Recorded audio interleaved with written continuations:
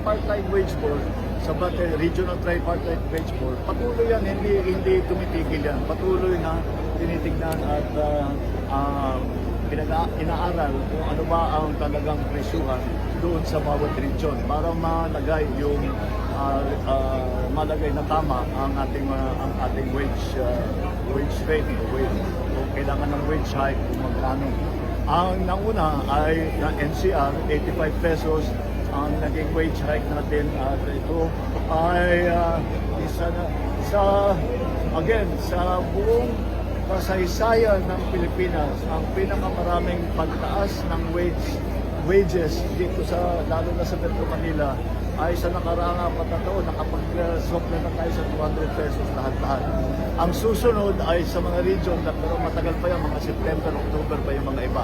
Kaya pagka natapos na sila sa kanilang pag-aaral, ay lalabas na rin natin yung ating mga naging resulta at kung ano ang rekomendasyon ng ating Tripartite Wage Board sa iba't ibang region para titignan natin na mas maganda ang magiging